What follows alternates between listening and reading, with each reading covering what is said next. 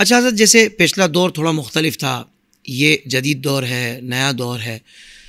ہمارے علماء کرام جو فراغت جب حاصل کر لیتے ہیں، درس نظامی کی تکمیل ہو جاتی ہے، اس کے بعد عصری علوم اگر نہ ہوں یا اس دوران انہوں نے دنیاوی علوم حاصل نہ کیے ہوں، تو ان کو کن مسائل کا سامنا رہتا ہے تبلیغ دین کے حوالے سے، فروغ دین کے حوالے سے؟ کیونکہ حضرت ضرورت تو بہت ہے، ہر گلی میں یعنی ایک عالم دین ہونا چاہیے، ہر محلے میں علماء کی تعداد ہونی چاہیے تاکہ لوگوں کی اصلاح بھی ہوتی رہے. ورنہ جتنا فتنوں کا دور یہ ہو چکا ہے حضرت، صرف اپنی فیملی کو بھی اگر عقائد کے اعتبار سے سنبھالنا ہو، ان کے نظریات مضبوط رکھنے ہوں، تو بھی مطلب بظاہر ایک بندے کو مشکل نظر آتا ہے، چاہے جائے کہ پورا محلہ ہی آپ سنبھال کے رکھیں. تو آپ کیا سمجھتے ہیں کہ دینی علوم کے ساتھ فی زمانہ عصری علوم پر مہارت اور کس حد تک مہارت ضروری ہے؟ جی بلا شبہ بڑی اہم بات ہے اور بنیادی بات ہے حافظ صاحب کی بلا. آپ دیکھیے نا کہ وہ ایک شکاری ہوتا ہے نا، تو وہ شکار جب کرتا ہے تو وہ جو شکار کا بھیس ہوتا ہے نا وہ اپناتا ہے اس کو شکار کرنے کے لیے.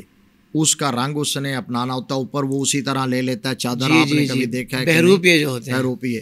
تو خیر بلا تشبیہ و تمثیل بات یہ ہے کہ آپ نے جن لوگوں کو ایڈریس کرنا ہے، جن کو آپ نے دعوت دینی ہے، جن کو متاثر کرنا ہے، حق کی طرف بلانا ہے، آپ کو ان کے مزاج کا بھی پتہ ہونا چاہیے، ان کی زبان کا بھی پتہ ہونا چاہیے، ان کی ضروریات کا بھی پتہ ہونا چاہیے.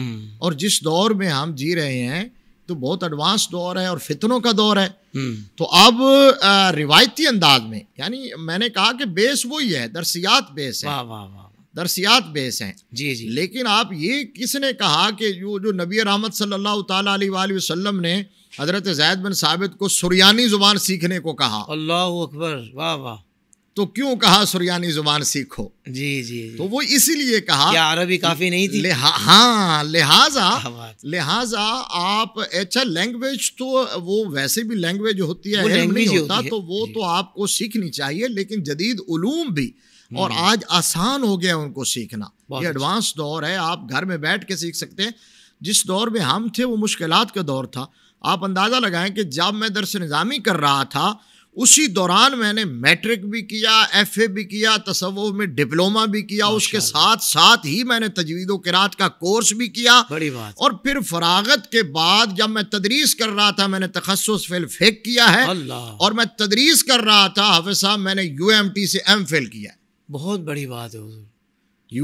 اب میرا ایم فل کمپلیٹ ہے، میں چاہوں 2 سال کے اندر جب چاہوں پی ایچ ڈی کر سکتا ہوں. تو یہ اپنی سوچ تھی آپ کی یا کسی نے آپ کو اس طرف تھوڑا سا توجہ دلائی تھی؟ جی، یہ اساتذہ بھی الحمدللہ تھے گائیڈ کرنے والے. یقیناً ان کی موٹیویشن کے بغیر اور گائیڈ لائن کے بغیر جو ہے وہ بندہ، لیکن میری اپنی ول بھی، جستجو، یہ میری طبیعت میں جستجو شروع سے تھی. ماشاءاللہ. میں جو کام بھی اللہ کے فضل سے کرتا ہوں نا، تو پھر اس کو میری کوشش یہ ہوتی ہے، ویسے 100% ہو نہیں سکتا، لیکن کوشش یہ ہوتی ہے کہ میں 100% کروں. ماشاءاللہ. یعنی شروع دن سے میں جس درس نظامی میں آیا میں نے حفظ کیا. تو وہ بچپن کے واقعات کے میں جب میں ناظرہ پڑھنے کے لیے اپنے گاؤں کی مسجد میں جاتا تھا تو اذانوں سے پہلے والدہ صاحبہ رحمہ اللہ کو میں سونے نہیں دیتا تھا، بار بار جگا کے پوچھتا تھا کہ امی جان لگتا ہے اذان ہو گئی ہے. تو وہ کہتی تھی کہ نہیں سو جاؤ، ابھی اذان نہیں ہوئی. یعنی اللہ کے فضل سے اتنی جستجو تھی. جمعے والے دن حافظ صاحب میں بالکل چھوٹا جب تھا 7-8 سال کا، تو میں نے صبح سے اسکول سے واپس آنا ہے تو والدہ صاحبہ کو کہنا ہے کہ مجھے تیار کریں. اس وقت جمعے کی چھٹی ہوتی تھی، تو میں نے کہنا ہے کہ سفید کپڑے پہنائیں اور وہ ٹوپی پہنی اور ایسے رومال ایک رکھنا ہے ماشاءاللہ پرانے سٹائل میں وہ کندھوں پہ، تو وہ جمعہ پڑھنے کے لیے جانا ہے، تو نعت شریف پڑھنی ہے.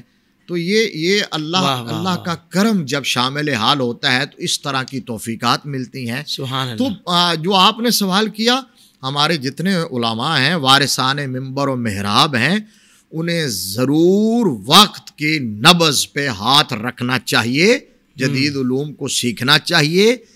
جتنی قدر کی ضرورت ہے اس قدر تو آپ یوں سمجھ لیں کہ فرض عین ہے. اللہ اکبر. وہ تو سیکھنا چاہیے. وہ جو طلب العلم فریضۃ علی کل مسلم کہا گیا نا، تو وہ فریضت ان کا معنی اہل علم نے کہا ہے کہ اتنا علم حاصل کرنا کہ بندہ حلال اور حرام کو جان سکے اور شریعت کے مطابق زندگی گزار سکے، اتنا تو فرض عین ہے. فرض عین ہے. اور اس سے آگے ہے فرض کفایہ جو علماء ادا کر رہے ہیں. یہ تو تھا علم دین.